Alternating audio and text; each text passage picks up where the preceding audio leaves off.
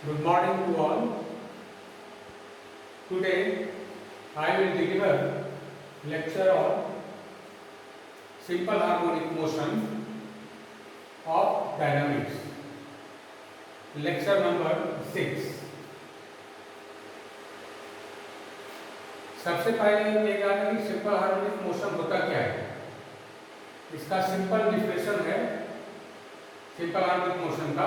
A particle is said to perform a simple harmonic motion if it moves in a straight line, ठीक है, such that it's acceleration, जो उसका acceleration होगा वो किधर होगा, acceleration is always directed towards a fixed point. एक fixed point की ओर हमेशा एक्सेलरेशन काम करना चाहिए, ठीक है,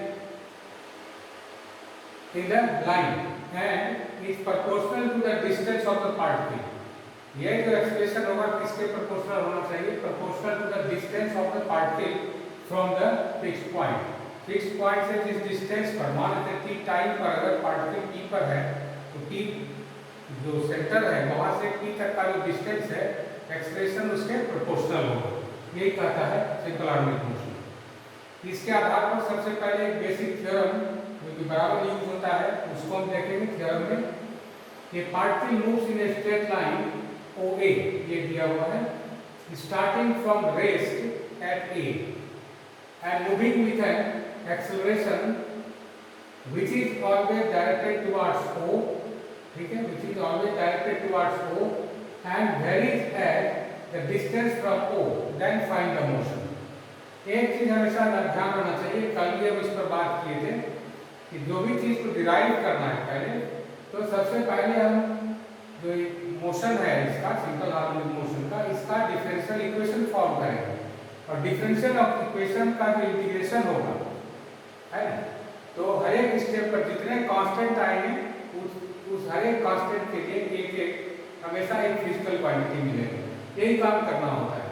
तो पहले ये जो दिया गया कंडीशंस है इसके अनुसार से डिफरेंशियल इक्वेशन क्या होगा इसको फॉर्म कर लें और डिफरेंशियल इक्वेशन फॉर्मेशन के बाद केवल उसका सॉल्यूशन करना है, इक्वेशन का, डिफरेंशियल इक्वेशन का सॉल्यूशन, वही रिजल्ट देगा। तो इसके लिए क्या करते हैं, suppose that the motion of the particle is along A straight line OA, ठीक है, and the particle starts from rest at A। कहां से, ये है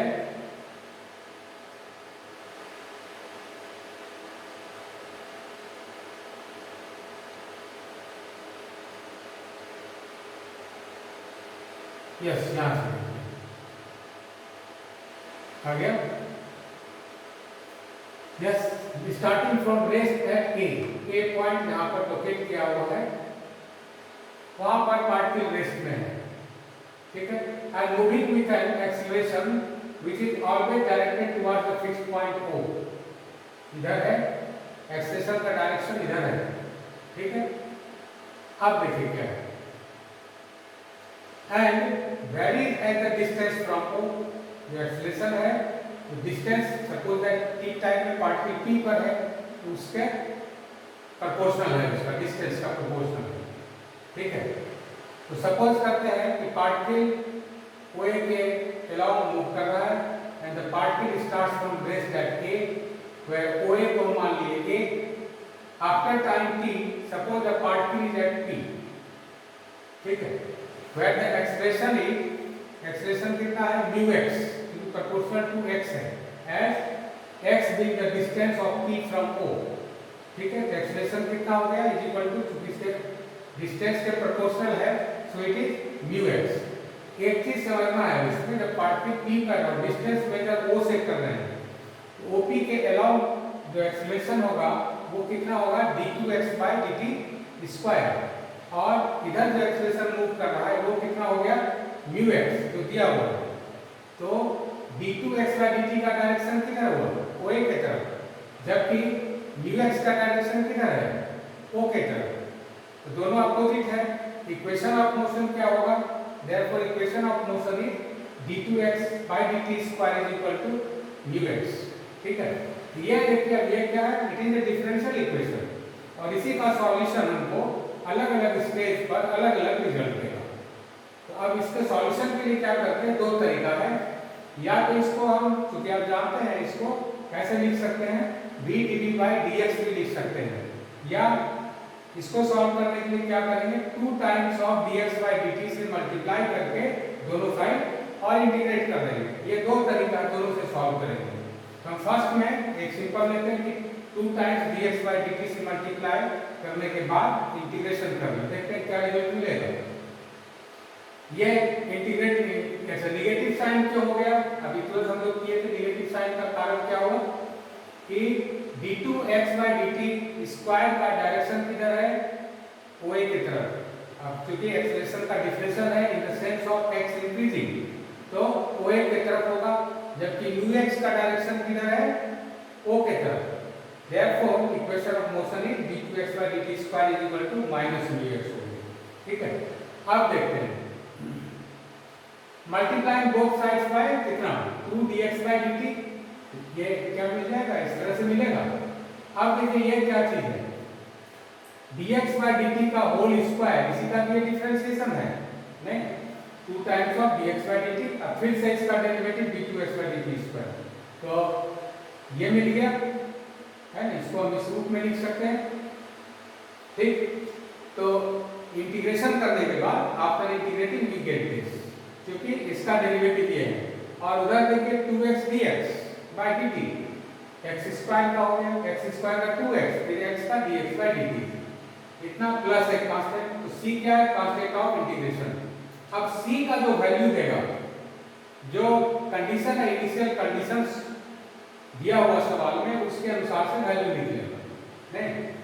this is determined with the help of initial condition. क्या इनिशियल कंडीशंस है, initially the particle is at a, दिया हुआ है पार्टिकल a पर है, जहां पर कि where OA is equal to, अगर x लेते हैं OA is equal to a दिया हुआ है, and the particle is at rest there, that means dx by dt is equal to 0, velocity वहां 0 है।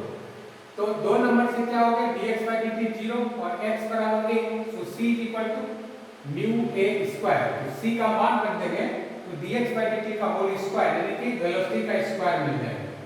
ये dx by dt का स्क्वायर इज इक्वल टू इतना, that is dx by dt is equal to this thing, square root ले लिए। ये क्या दे दिया, this give the velocity at time t, ठीक है, या एट ए डिस्टेंस, x के फॉर्म में है, एट ए डिस्टेंस x, जहां की पार्टिकल p पर है और टाइम t के लिए। एंड नेगेटिव साइन क्यों हो गया, negative sine due to the velocity which is negative so long as OP is positive, नहीं, and P is moving towards O, फिर वहां पे वही है, पार्टिकल का मूवमेंट O के तरफ है, जबकि वेलोसिटी मेजर होता है in the sense of x increasing, इसलिए ये नेगेटिव है। नाउ इंटीग्रेटिंग 3 अगेन, ठीक है, 3 नंबर ये इसका, दैट इज dt बराबर, आप जान रहे हैं ऐसे क्या हो गया, dt is equal to minus 1 by mu under root a square x square dx, ठीक है। तो ये t root mu is equal to minus of this, तो इसका देखिए कितना हो गया, ये dt हो गया, dt रूट म्यू, और इधर तो हो गया इंटीग्रेशन है ना, रूट म्यू dt, इसका integration t root mu is equal to minus of integration this, और जानते हैं ये किसका इंटीग्रेशन होता है, अगर ये नेगेटिव साइन को हटा दें, ये इंटीग्रेशन है sine inverse x by a का, लेकिन due to negative sine it is integration of cos inverse x by a, so t root mu is equal to cos inverse x by a plus again एक constant suppose that c1, तो c1 का value फिर से निकाल लेंगे। ये relation में देखिए क्या है, this in this relation involvement किसका है, एक t का और दूसरा वेरिएबल x का, तो t और x में कैसे वेरिएशन है, a पर, जो कि सबसे एक्सट्रीम पॉइंट a पर था, जहां पार्टिकल रेस्ट में है, जहां पे t 0 है तो x बराबर a है, तो मिल जाएगा ना, t जब 0 हो गया x बराबर a, और cos इनवर्स 1 कितना हो गया, cos inverse sorry cos inverse yes 1 not 0, cos inverse यहां 1 होगा, cos inverse 1 is equal to 0, तो c1 इज इक्वल टू 0 हो जाएगा। तो c1 का मान दे देंगे, then we get t root mu is equal to cos inverse x by a, इसमें करेक्शन आप कर लेंगे, cos इनवर्स यहाँ पर हो गया 1 नॉट 0, 0 पर पाई बाय 2 हो जाएगा, a by a which gives 1 and therefore it is 0, so c1 is equal to 0, and that means from 4 we get t root x is equal to cos inverse x by a, that is x by is equal to cos of this which gives x is equal to this, ठीक है। ये क्या दे दिया, displacement देगा 5 number. Equation 3 gives the velocity of the particle at any distance x from O, where the equation 5 this gives the distance of the particle नहीं at any time t, क्योंकि x और t में relation है तो at any time t, तो ये दोनों equation motion को डिटरमाइन करने के लिए, डिस्कशन के लिए वो काफी होता है, determine the motion of the particle completely. ये सिंपल एक बेसिक थ्योरम है और इसी के लिए हम फर्दर डिस्कशन में फिर से आए, उसी के लिए जो थ्योरम ऊपर कर चुके हैं। इसमें क्या है कि एट ओ, जो अब देखिए जो फिगर में आप देखे होंगे जहां ओ क्या है, सेंटर पर है, the distance x will be 0, जैसे पार्टिकल कहां पर है, देखिए फिर से एक बार,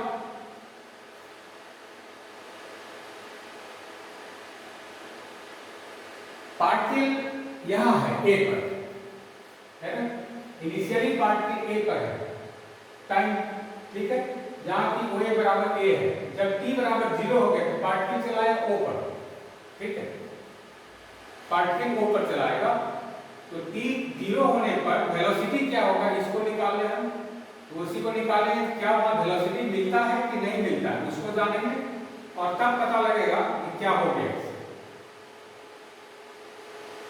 देखिए ये है at O the distance x will be 0, therefore 3 number इधर जो कि वेलोसिटी देता है, velocity of the particle will be minus of a root mu.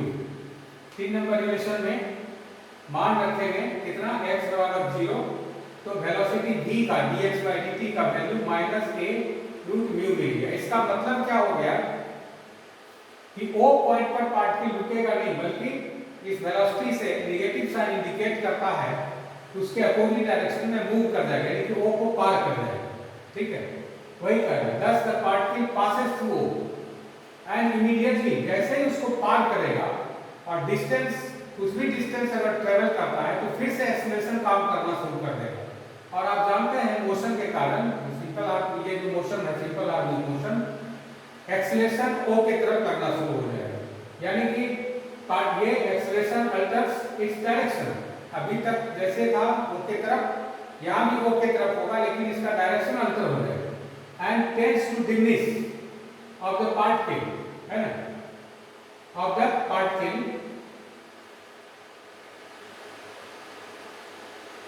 ठीक है,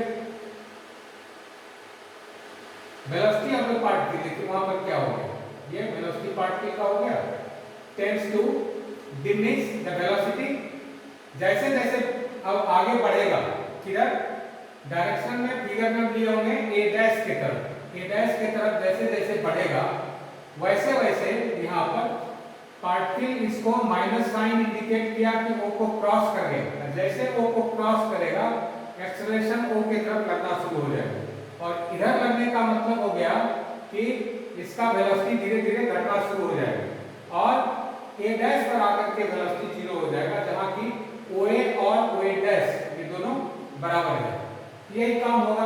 और जैसे a डैश पर आएगा यहाँ 0 होगा वेलोसिटी, तो फिर से ये O के तरफ मूव करना शुरू करेगा। यही चीज फर्दर डिस्कशन में यही काम इसको किए हैं कि देखिए ये हो गया OA और OA डैश बराबर, motion is again repeating towards O and so on, thus the whole motion of the particle क्या हो गया, is an oscillation from A to A dash and back, A से A dash की तरफ फिर वहां से बैक होगा, ये कंटिन्यूअसली होगा, repeated over again and again, ये काम हमेशा होते रहेगा। अब देखिए दूसरा पार्ट पर चलेंगे, now whenever x is equal to 0, ठीक है, 5 नंबर रिलेशन जहां से कि टाइम वाला पोर्शन था, we get cos of t root mu बराबर 0, that means t root mu बराबर pi by 2, तो t बराबर कितना दे दिया, pi divided by 2 root pi, अब क्या देता है, it gives the time to reach A from A to O, A से ओ तक का आने का टाइम मिल गया pi divided by 2 root pi. तो अब ऐसा देखिए, ए से ओ तक, ओ से फिर ए डैश तक, ए डैश से ओ तक, है ना। तो इस तरह से पूरा एक ऑसिलेशन, ये कंप्लीट ऑसिलेशन के लिए कितना हो गया, 4 टाइम्स पार करेगा। That means time of a complete oscillation is equal to 4 times of this, that is 2 pi by root pi, ये मिल जाएगा। अब क्या हो गया, एट दिस रिजल्ट, उस रिजल्ट में आप देखिए क्या है, it is independent of the distance है। इसका मतलब हो गया कि time period depends only upon mu and which is equal to, क्या हो गया, बराबर म्यू कैसे निकलेगा, which is equal to the expression at unit distance from the centre, जो कि d2x by dt square is equal to minus mu x है। और x जब यूनिट डिस्टेंस निकलेगा, है ना, तो x का मान जब 1 होगा, then mu can be calculated, so equal to the expression of a unit distance from the center। ये इस तरह से म्यू का कैलकुलेशन हो जाएगा। तो time period can be calculated, इस तरह से निकलेगा। एक चीज और इसमें चलते हैं, ये जो टाइम हो गया 2 pi by root pi for a complete oscillation, it is called periodic time of motion. And if t, capital T denote the periodic time of simple harmonic motion, then t can be written as 2 pi divided by root pi। ठीक है, तो लिखकर also the distance OA and OA dash, it is called amplitude of the motion। ठीक है, and therefore amplitude is equal to A। और एक बात जानिए, जो फ्रीक्वेंसी होता है, the frequency, ये क्या हो गया, it is the number of complete oscillation that the particle makes in A second. एक सेकंड में जितना बार ये ऑसिलेट करेगा वही उसका फ्रीक्वेंसी होगा। And therefore the frequency and the periodic time will be reciprocal to each other, that is frequency is equal to 1 divided by द periodic टाइम, दैट इज उसको रेसिप्रोकल कर देंगे तो root pi divided by 2 pi हो जाएगा। अब एक बहुत इंपॉर्टेंट रिमार्क है, इसको आप समझिए। जो ऊपर हम लोग डिफरेंशियल इक्वेशन बनाए थे, यही बना था differential equation, d2x by dt square is equal to minus mu x. अभी चूंकि सेकंड पार्ट में आप डिफरेंशियल इक्वेशन भी बना रहे हैं, फर्स्ट पार्ट में बना चुके हैं सेकंड ऑर्डर का differential equation with constant coefficient. यहाँ भी देखिए वही डिफरेंशियल इक्वेशन है, second order differential equation with constant coefficient, क्योंकि d2x by dt स्क्वायर का कोफिशिएंट कांस्टेंट और x का कोफिशिएंट भी कांस्टेंट है। ठीक है, तो अगर d by dt को हम कैपिटल D से लिखें डिफरेंशियल ऑपरेटर के फॉर्म में, then we can write this equation as capital D square, है ना, x इसको लिख सकते हैं, और ऑपरेटर के फॉर्म में अगर लिखेंगे तो हम इसको वैसे लिख सकते हैं, that is d square plus mu into x is equal to 0।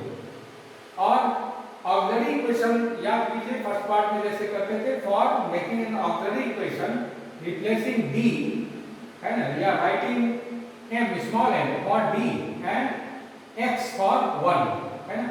तो इसका मतलब हो गया कि ऑक्सिलरी इक्वेशन बन जाएगा m square plus mu equal to 0, और उसको सॉल्व कर देंगे, m स्क्वायर प्लस म्यू को सॉल्व करेंगे तो m का रिजल्ट क्या मिलेगा, plus minus i root mu. तो सॉल्यूशन क्या हो गया इसका, इस इक्वेशन का solution, the solution can be written as x is equal to c1 e to the power जितना रूट है into x, नहीं तो minus i root mu x plus c2 e to the power i root mu x, ये solution होगा। और इसको break करेंगे ये अलग थ्योरम से, आप समझ रहे हैं ये क्या होता है, e to the power i theta is equal to cos theta plus i sin theta. नहीं, इस रूप में अगर इसको ब्रेक करके हम फिर से अगर लिख लें, ठीक है, तो सॉल्यूशन को ऐसे, इसमें c1 c2 क्या है, इट इज आर्बिट्ररी कांस्टेंट्स। ठीक है, और उस सॉल्यूशन को अगर इस रूप में भी लिख सकते हैं, एक्सपोनेंशियल को ब्रेक करेंगे इस फॉर्म में आ जाएगा।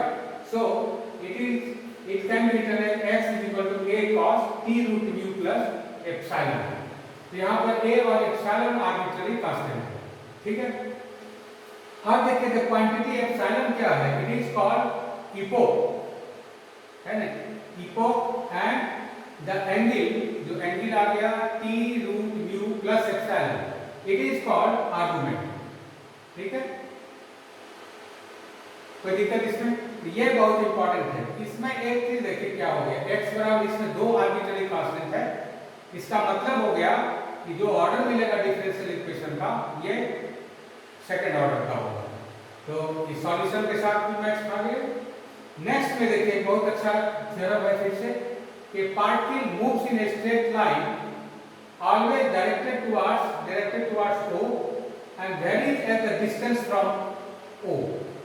If initially, देखिए अब थोड़ा सा अंतर है पहले वाले से, it be projected from A से प्रोजेक्ट किया गया पार्टिकल को, कैसे प्रोजेक्ट किया? With a velocity v, capital V वहां पर वेलोसिटी है, in the positive direction, positive direction का मतलब हो गया that is always away from O, ठीक है। Then determine the motion and amplitude, ये क्या होगा? तो इसमें भी देखिए यही चीज है, O से पार्टिकल चलना शुरू किया, A से देखिए A पर ये हो गया पार्टिकल, तो यहाँ से v वेलोसिटी से प्रोजेक्ट कर दिया गया। Given that the acceleration is directed towards O के तरफ है acceleration and varies at the distance from O, जैसे पहले था। Thus the acceleration at p, जो t टाइम पर लेंगे, mu x किधर होगा? towards O, and also the acceleration d2x by dt square, ये क्या हो गया? is in the direction of x increasing, उधर होगा। and therefore equation of motion पहले हम इसको समझ लें, d2x by dt square is equal to minus mu x। अब क्या है, ये इक्वेशन आने का मतलब हुआ, क्योंकि पहला थ्योरम में देख रहे हैं, ये किसका डिफरेंशियल इक्वेशन था? This is the differential equation of simple harmonic motion. तो ये चीज जैसे ही इसमें आ गया, एस्टैब्लिश हो गया, इसका मतलब हो गया कि जो ये मोशन है ये सिंपल हार्मोनिक होगा। Thus the motion is simple harmonic and time period, इसका पीरियडिक टाइम कितना हो गया? 2 pi by root mu. Now we have to find amplitude and velocity, ठीक है, एट एनी पॉइंट। इसके लिए क्या करेंगे? पहले बार में कैसे हम इसका सॉल्यूशन किए थे, 2 टाइम्स dx by dt से मल्टीप्लाई करेंगे। अब क्या करना है, इसको चेंज करना है। चेंज करना है कैसे? v dv by dx is equal to minus mu x, then we can write v dv is equal to minus mu x dx। अब देखिए इंटीग्रेशन करना और आसान हो गया, v dv का हो गया v square by 2 और x dx का हो गया x square by 2, and so you get v square by 2 is equal to minus mu x square by 2 and plus one constant, suppose that c1 by 2। so v square can be written as minus mu x square plus c1, right. अब आइए c1 का अभी बताए थे, integration करना है, constant का value निकालना है अंडर कंडीशंस। तो initial condition whenever t is equal to 0, we have x is equal to a and v is equal to capital V। a पर, जहां पर फिगर में आई, यहां देखिए इस फिगर में यहां पर था a पर, जहां पर की वेलोसिटी v दिया हुआ है, वहीं से प्रोजेक्ट किया गया है v वेलोसिटी से, ये दिया हुआ है इसमें ये। जबकि x बराबर a है तो velocity v is equal to capital V हो गया, एंड देयरफॉर फ्रॉम 2 जो ये रिलेशन है मान रख देंगे v square is equal to minus mu a square plus c1, and so c1 can be calculated as v square plus mu a square, ये मिल जाएगा। और c1 का मान रख देंगे 2 नंबर में, तब क्या मिलेगा? तो ये रिजल्ट मिल गया। देयरफॉर v स्क्वायर कैन बी रिटन एज, इस दोनों से सभी से mu हम कॉमन ले लेंगे, तो क्या बचेगा? a स्क्वायर प्लस x को अलग लिखे केवल माइनस वाले को, b square divided by mu एक साथ और माइनस x स्क्वायर। ये पूरे को हम मान लेते हैं, suppose that it is equal to b square, ये a square plus b square by mu, suppose that it is equal to b square, that is b is equal to under root of this. तो b square बन गया कितना? mu into b square minus x square, नहीं बाकी b square बराबर इतना है, ठीक है। तो v बराबर क्या हो गया? v which is equivalent to dx by dt is equal to root mu और under root b square minus x square, ठीक है। ये तीसरा नंबर रिलेशन मानिए। यहाँ पर देखिए क्या किए हैं, v को 0 से बढ़ा दिए, क्यों? Because the motion is along the direction of the displacement, जिधर डिस्प्लेसमेंट है उधर ही मोशन है, so velocity is positive, ठीक है। अब देखिए 3 नंबर से dt को हम कैसे लिख सकते हैं? Now dt can be written as 1 divided by mu dx by this। ये किसका हो गया? साइन इनवर्स का। अगर cos में लिखेंगे तो माइनस cos इनवर्स लिखना पड़ेगा, राइट? इन cos, तो after integration it gives t is equal to 1 by root mu और minus of cos inverse x by d और sin inverse x by d, जैसा लिखना चाहें। हम इसको लिए हैं cos में, so we get t is equal to minus of 1 by root mu cos inverse x by d plus c2। अब c2 फिर कांस्टेंट है, इसका मान निकालना चाहिए। तब इनिशियली जबकि पार्ट a पर है t बराबर 0 और x बराबर a है, वहां पर क्योंकि t और x में रिलेशन है, मान दे देंगे cos inverse a by b, नहीं 1 by root mu cos inverse a by b equal to c2, और इसका मान जरा रख दीजिए c2 का, तो मिल जाएगा t बराबर इतना, ठीक है? 1 by root mu कॉमन, तो दिस माइनस दिस, ये रिलेशन हो गया, ठीक है? तो अब देखिए क्या होगा, आल्सो फ्रॉम 3, जबकि v 0 हो गया है ना, तो x बराबर b हो गया और b का मान निकालेंगे इसके बराबर आएगा, ठीक है? अब देखिए hence if OB बराबर b, the particle will come to rest at, मतलब क्या किए थे? जबकि जब पार्टिकल आगे बढ़ेगा और डायरेक्शन एक्सेलेरेशन का डायरेक्शन o के तरफ है, तो वेलोसिटी हमेशा रिड्यूस करेगा। मान लेते हैं d पर रुक गया और ये ले रहे हैं b बराबर 0, b पर रुकने का मतलब हो गया o से b का डिस्टेंस कितना हो गया? This is equal to b, नहीं तो b हो गया, ठीक है? वहां पर टाइम कितना लगेगा? टाइम भी निकल जाएगा। Of course time will be calculated from this, as x बराबर b जब रखेंगे तो t बराबर 1 by root mu cos inverse a by b, है ना? इससे मिल जाएगा x बराबर कितना है? देखिए x बराबर b पर, देखिए हाँ ये हो गया b पर, ये OB बराबर b, the particle will come to rest at b at the end of the time, तो टाइम निकलेगा x बराबर b कर दिए तो cos इनवर्स 1, और यहाँ हो गया ये चीज, तो देखिए t बराबर कितना मिलेगा? cos इनवर्स दिस, है ना, क्योंकि cos इनवर्स 1 हो गया कितना? 0, तो बच गया 1 by root mu cos inverse a by b, ठीक है? ये टाइम निकल जाएगा। अब आइए, also as the acceleration is same during the motion, therefore motion is simple harmonic and having amplitude तो वही हो गया, ये जहाँ तक पार्टिकल स्टॉप किया फिर वहां से बैकवर्ड, तो ये हो गया b बराबर इतना, ठीक है? ये निकल जाएगा। नेक्स्ट एक बहुत इंपॉर्टेंट है कि motion in a straight line under inverse square law, ये बहुत अच्छा थ्योरम है। ये इसमें क्या है कि particle moves in a straight line OA, ठीक है, under an acceleration which is always directed towards O, फिर वही चीज है, एक्सेलरेशन का डायरेक्शन कहाँ है? O के तरफ, ठीक है? जैसे अब ये हो गया, it is directed towards O and varies inversely, है ना, varies inversely as the squares of its distance from O, ये ध्यान रखना है। तब करना है कि अब जरा सा मोशन को एनालाइज कीजिए किस तरह का होगा। If initially the particle be at rest at A पर रेस्ट में है, तब determine the motion and find the time taken to reach at O पर पहुंचने का समय कितना होगा, निकालना है।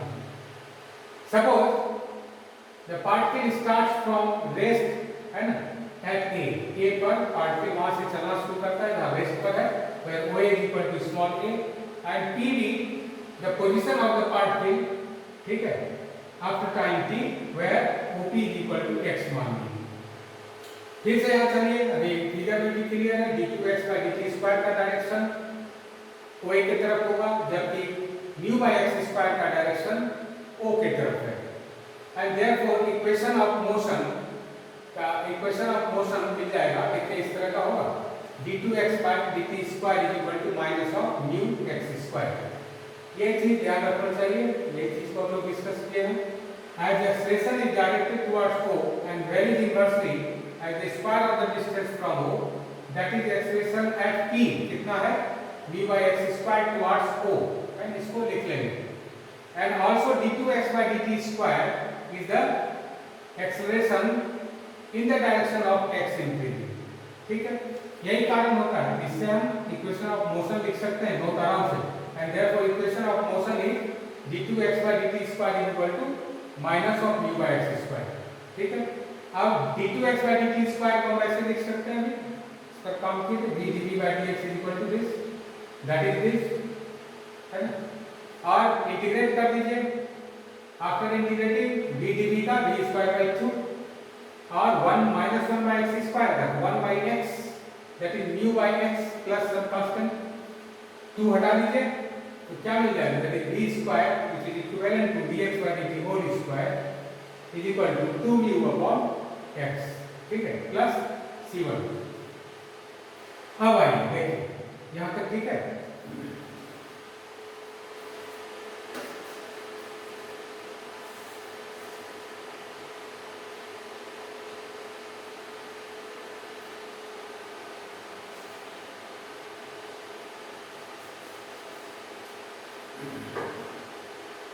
अब देखिए क्या initially at a when t is equal to 0, t जब 0 है अभी तुरंत किए थे, then x is equal to a और वहां पर पार्टिकल रेस्ट में है and therefore velocity 0।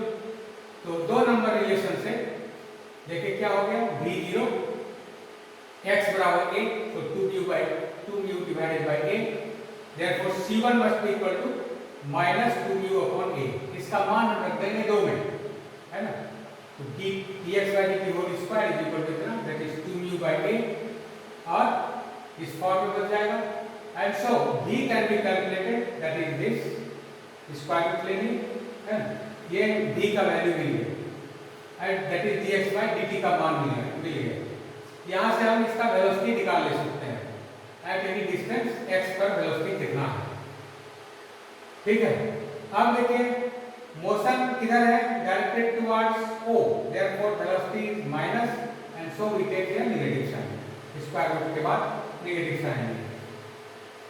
अब आइए ये वेलोसिटी दे दिया x डिस्टेंस पर, कितना इसका वेलोसिटी होगा। अब 3 नंबर से ही dt बराबर इतना लिख सकते हैं और इसका इंटीग्रेशन अब कैसे होगा, तो जो भी राइट साइड में लिखे under root x upon a minus x है, therefore putting x is equal to a cos square theta, that means after derivative that is dx is equal to minus 2a cos theta into sin theta d theta, नहीं, और अब इसका मान हम रख दें इसमें, तो dt बराबर मान रख दिए, इतना पूरा मान रखिए, मान रख के सॉल्व करेंगे तो मिल जाएगा a अंडर रूट इतना into 2 cos square theta, also 2 cos square theta is equal to 1 plus cos 2 theta, and step wise बिल्कुल है। and after integration dt का दे दिया t is equal to a under root इतना 1 का with respect to theta, that is theta plus sin 2 theta by 2, ये इसका integration मिल गया, ठीक है। अब थीटा को चेंज कर देंगे, इसको 2 sin theta into cos theta, 2 cancel, that is theta plus sin theta cos theta, और जो सब्स्टिट्यूशन है ये यहां से आप देखते हैं क्या निकल जाएगा, cos square theta is equal to कितना, x by a, therefore cos theta कितना, under root x by a, ठीक है। और sin स्क्वायर थीटा कितना होगा, you know that sin square theta is 1 minus cos square theta, so 1 minus x square upon a square, ठीक है। तो यहां से हम इसको ब्रेक कर लेंगे इस फॉर्म में, theta plus sin theta cos theta, तो मान रखना आसान हो गया। t इज इक्वल टू, क्योंकि इसको x में लाना है, so theta is equal to cos inverse of under root x minus x by, और x का मान ये हो गया, sin थीटा का मान कौन हो गया ये, और cos थीटा का मान ये है, नहीं, cos theta into sin theta plus c2 क्या है, इसमें एक कांस्टेंट है, तो फिर उसका वैल्यू कैसे डिटरमाइन करेंगे, उसी तरह से जब पार्टिकल a पर है, जहां की t बराबर 0 इनिशियली, क्योंकि पार्टिकल a पर है, therefore t is equal to 0 and at that point x is equal to a and so substituting the value of t and x in 4, then we get t is equal to this much, that is, ठीक है, और c2 बराबर 0 मिल जाएगा, और मान जैसे c2 0 रखेंगे तो t बराबर इतना मिल जाएगा,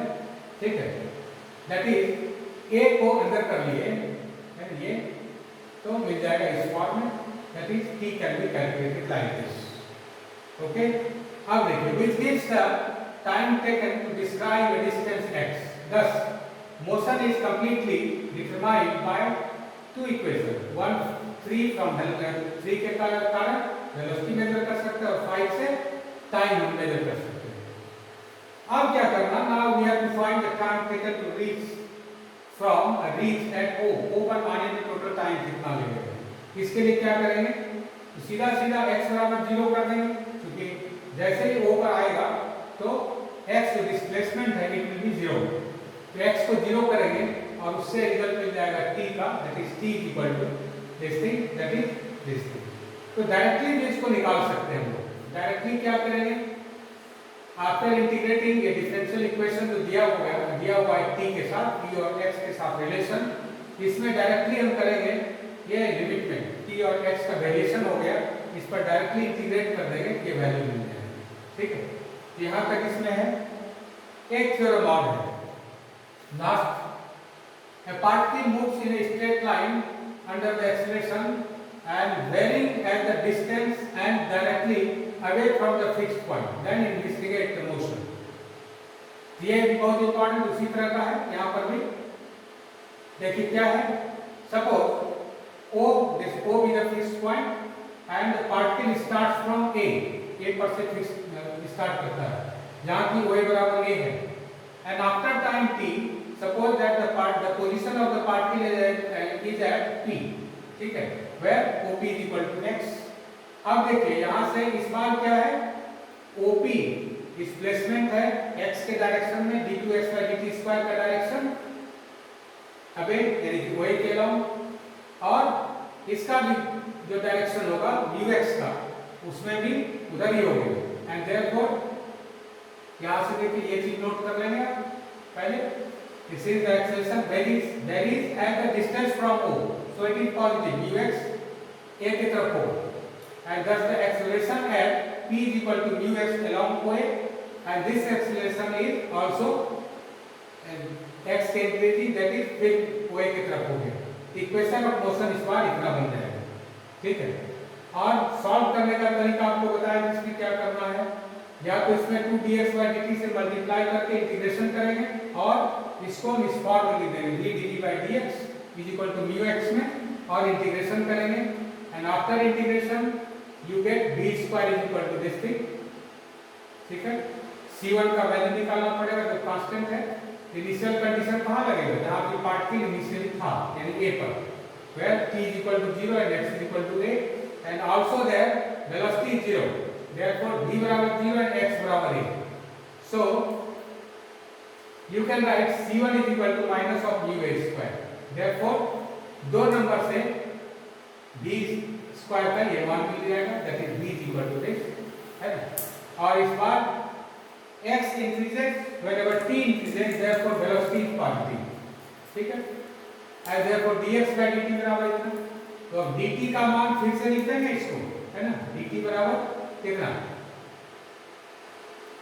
ये, ठीक है, तो dt इतना आ गया, तो इसका इंटीग्रेशन कर दीजिए, ये स्टैंडर्ड फॉर्म है 1/x square minus a square, इसका इंटीग्रेशन कितना होता है, integration of this is log of x plus under root x square minus a square by a and plus c2, तो सेकंड कांस्टेंट फिर आ गया, फिर इनिशियल कंडीशन इस पर लगा दीजिए, initially when the particle at a, whenever time is 0, then x is equal to a, and by putting the values in 4 we get c2 is equal to 0, and therefore t can be calculated like this, that is t root mu is equal to log of this, और log को अगर हटा देंगे तो exponential में मिलेगा, that is x plus under root this is equal to a into e to the power t root mu। ये बहुत इंपॉर्टेंट रिलेशन है x और t का, और इसी में अगर यहाँ नेगेटिव ले लिए तो obviously this will be negative, ठीक है। तो 5 और 6 अगर इसको हम देखिए हम ऐड कर दें तो क्या मिल जाएगा, ये cancel, that is 2x is equal to this thing, है ना, और इससे x बराबर इतना आ जाएगा। और ये आप जानते हैं क्या है, this is cos hyperbolic function, hyperbolic function हो गया। So x is equal to a cos hyperbolic t root mu, x t का रिलेशन हो गया and it gives the displacement at any time t, ठीक है। तो इतना ही काम इस पास करना है और नेक्स्ट डे हम लोग करेंगे फिर इससे आगे जो इलास्टिक स्ट्रिंग के लिए, क्योंकि इलास्टिक स्ट्रिंग में भी सिंपल हार्मोनिक मोशन के रूल पर ही काम करता है, इसलिए उसका डिस्कशन करना है। आज के लेक्चर में इतना ही। Thank you to all.